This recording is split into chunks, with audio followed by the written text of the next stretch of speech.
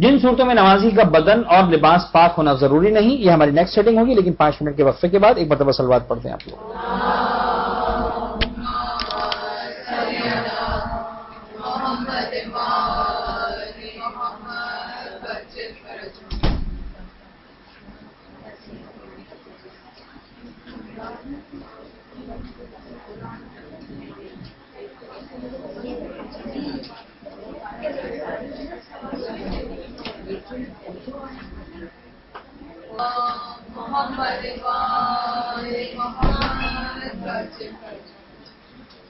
بسم اللہ الرحمن الرحیم وبہ نستعین۔ جن صورتوں میں نمازی کا بدن اور لباس پاک ہونا ضروری نہیں۔ ایک طرح سے یہ ہیڈنگ ریفلیکٹ کر رہی ہے ہماری پہلی شرط کو، جس میں ہم نے کہا تھا کہ نمازی کے لباس کی پروٹوکول میں سب سے پہلی شرط یہ ہے کہ اس کا لباس پاک ہو۔ بعض مقامات ایسے ہیں جہاں نمازی کا بدن اور لباس پاک ہونا ضروری نہیں ہے۔ کیا مطلب ہے اس کا، اس جملے کا؟ یعنی ایک بہت بڑی غلط فہمی جس کا ازالہ یہاں پر ہونا ضروری ہے، اور بھی کچھ باتیں تو آپ نے سری کوئی کہہ رہا تھا کچھ؟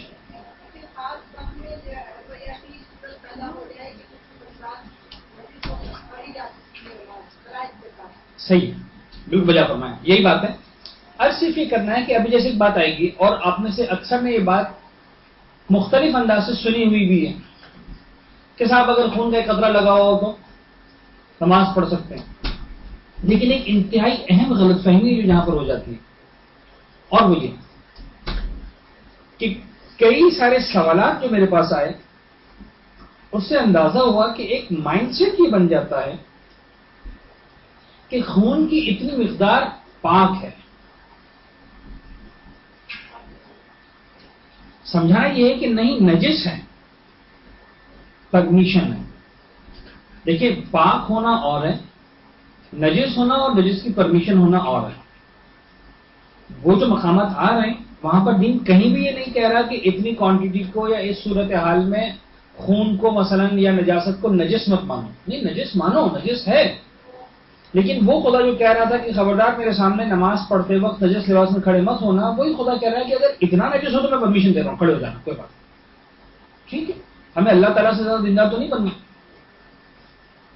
اس لیے کہ ہم میں سے ہیں بہت سارے لوگ جو اللہ تعالیٰ سے زیادہ دیندار بننا پسند کرتے ہیں، لیکن خدا کہہ رہا ہے کہ میری طرف سے شرط نہیں ہے۔ ہم کہیں گے نہیں صاحب شرط تو ہے، ہمارا دل ہی نہیں مانتا، تو پھر آپ ذرا دل کا علاج کروائیے، اس لیے کہ عبادت جو ہے وہ دل کا معاملہ نہیں ہے، وہ بندگی کا معاملہ ہے، اور بندگی کے معاملے میں آپ کو سراپا خم اور سراپا تسلیم رہنا ہے۔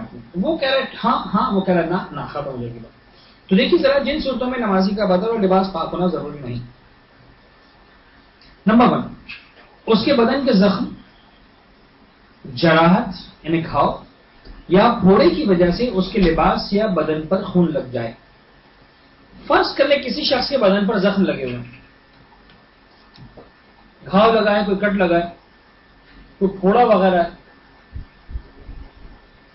اس کا جو خون ہے کون سا والا خون؟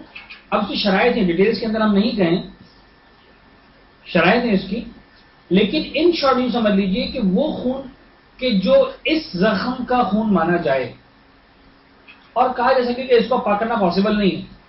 ایسا ہوتا ہے بعض اوقات،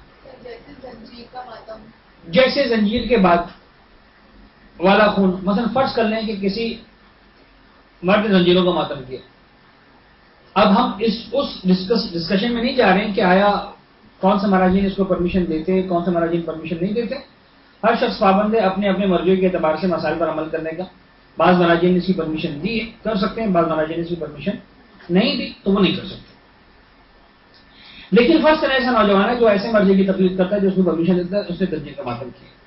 زنجیر کا ماتم کرنے کے بعد اب جو پیٹھ پر زخم لگے ہوئے ہیں ان سے خون رستا رہتا ہے، اگر بہنا بند بھی ہو جاتا تو شرٹ پہنی، بنیان پہنی، جو بھی پہنا لباس، اب وہ کیا ہے کہ 10 منٹ کے بعد، 15 منٹ کے بعد اس پر خون کے ذرات، ڈراپس نظر آنا شروع ہو جائیں گے۔ تو یہ وہ والا خون ہے جو کہا جائے گا کہ ٹھیک ہے، یعنی یہ زخم کا نارمل خون ہے جو نکل رہا ہے، اس کو چینج کرنا ضروری نہیں ہے، اتنا خون الاؤ ہے چاہے وہ پورے شرٹ پہ لگا ہو۔ یعنی اس کی کوانٹٹی سب بھی ملا کے اچھی خاصی کوانٹٹی ہو جائے گی، لیکن اسی زخم کی حد تک کہ ٹھیک ہے. ہاں خون بہنا شروع ہو گیا اور پتا چلا کہ قمیض سے نکل کر فرض کر لے کہ جو ہے وہ بدن کے اگلے حصوں تک پہنچ گیا اور پینٹ تک پہنچ گیا، نہیں، اس کی بات نہیں ہوگی. لیکن اگر اسی زخم کی حد تک محدود ہے وہ خون، اس سے زیادہ نہیں بہ رہا لیکن اتنا ہی نجس کر رہا ہے، ٹھیک ہے، اس کی یقیناً دین کے اندر پرمیشن ہے، اسی حالت میں نماز پڑھی جا سکتی ہے. ٹھیک ہے. کسی کی سرجری ہوئی، سبزی کاٹتے ہوئے فرض کرنے چھری لگ گئی، انگلی کٹ گئی، خون نکل رہا ہے، اب فرض کرنے خون رکنے کا نام نہیں لے رہا، یا آپ نے خون پاک کر لیا، بہنا بند بھی ہو گیا لیکن ہلکا ہلکا رس رہا، نماز پڑھتے میں دیکھا کہ وہ خون جو ہے وہ پھر رسنا شروع ہو گیا، تو مسئلہ نہیں، تصحیح علاؤ، اس سے آپ کی عبادت باطل نہیں ہوتی. پھوڑا بنا ہوا ہے کہیں پر، دانا لگا ہوا ہے، وہ پھٹ گیا، دانا خون نکلنا شروع ہو گیا، تو مسئلہ نہیں، وہ والے بلڈس آلریڈی الاؤڈ ہیں. تو بدن پر زخم، جراحت یا پھوڑے کی وجہ سے اس کے لباس سے بدن پر خون لگ جائے. جی سر، جیسے کبھی کبھار خون رستا ہے تو تھوڑا سا دبنے کے بعد رستا ہے، تو فار ایگزامپل اگر میں نے اپنا ڈریس چینج کیا تو 15 منٹ تک تو نہیں رسے گا، لیکن اس کے بعد وہ شاید نکل کے خود ہوتی اسپاٹ آ جائے، تو اب 15 منٹ کے اندر اندر اگر میں نماز نہیں پڑھی تو اب جب میں 15 منٹ کے بعد پڑھوں گی تو پھر ڈیفینیٹلی جائز ہوگا. اسی کی بات ہو رہی ہے، یہ اسی خون کی بات ہو رہی ہے جو رس رہا ہے اور چند قطروں کی صورت سے نکل رہا ہے، کسی پھوڑے سے، کسی دانے سے، کسی زخم سے، کسی جراحت سے، یہ الاؤڈ ہے، کوئی فرق نہیں پڑتا. ٹھیک ہے، نجس ہر حالت میں نجس ہے. اسی لیے ہم نے پہلا جملہ استعمال کیا. آپ دیکھیے جن صورتوں میں پاک ہونا ضروری نہیں، نجس ہونے کی حالت میں بھی نماز پڑھ سکتے ہیں، یعنی اسلام اس کو پاک کنسیڈر نہیں کر رہا، مانے گا نجس، لیکن پرمیشن مل جائے گی کہ آپ اس نجاست کے ساتھ بھی نماز پڑھ سکتے ہیں. ٹھیک ہے. نمبر 2، اس کے بدن یا لباس پر درہم کی مقدار سے کم خون لگا ہو. اب یہ جو خون کی بات ہو رہی ہے کون سا خون ہے؟ یہ اب پھوڑے کی بات نہیں ہو رہی، ایک بالکل نیا ہیڈ ہے. خون لگا ہوا، اچھا اس کا مطلب یہ ہوا کہ ابھی ہر نجاست کی بات نہیں ہو رہی، مطلب یورین کی بات نہیں ہو رہی، سول کی بات نہیں ہو رہی. فرض کرنے خدا نہ خواستہ آپ ایسے ماحول میں ہیں جہاں پر شراب بہت چلتی ہے، شراب کی خطرے کی بات نہیں ہو رہی، یہ بات ہو رہی صرف کس چیز کی؟ بلڈ کی. بدن یا لباس پر درہم کی مقدار سے کم خون لگا ہوا. درہم کی وہ مقدار جس سے کم مقدار نماز میں معاف ہے، تقریباً شہادت والی انگلی کی اوپر والی پور کے برابر ہے. شہادت والی انگلی، پہلی انگلی، اس کی جو اوپر والی پور ہے، آلموسٹ ایک زمانے میں جو درہم ہوا کرتا تھا، جس درہم کو اہل بیت اطہار نے معیار بنایا تھا، اس کی سائز تقریباً اتنی ہوتی تھی، ایک اندازہ. لہذا اگر آپ کے لباس پر یا آپ کے بدن پر جو خون لگا ہوا ہے اس کی کوانٹٹی اتنی ہے، اس سے زیادہ نہیں ہے، وہ نماز نہیں مانی جائے گی. اب دیکھیے کہ پہلی شرط کے اندر جو بات تھی اپنے پھوڑے، اپنے زخم، اپنی جراحت کی بات تھی، دوسری شرط میں ایسی کوئی بات نہیں ہے. یعنی وہ خون جو آپ کے لباس پہ لگا ہوا ہے یا آپ کے بدن پہ لگا ہوا ہے، جس کی کوانٹٹی ٹوٹلی ایک پور سے، ایک درہم سے کم ہے، وہ فرق نہیں پڑتا کہ آپ کا اپنا خون ہے یا کسی اور کا خون ہے. مثلا فرض کریں آپ کی سسٹر کی انگلی کٹ گئی اور اس کا مثلا جو ہے وہ خون، انگلی آپ کے لباس پہ لگ گئی اور ایک قطرہ آپ کے مثلا جو ہے وہ لباس پہ لگا ہوا ہے خون کا، آپ کو نظر نجس ہے، وہ آپ کی بہن کا خون ہے، 100% آپ کی نماز صحیح ہے. نجس ہے وہ لباس، اس کی نجاست سے ہم انکار نہیں کر رہے ہیں، لیکن اتنی نجاست نماز میں الاؤڈ ہے. تو چاہے اپنا خون ہو، چاہے کسی اور کا خون ہو، انسان کا خون ہو کہ جانور کا خون ہو،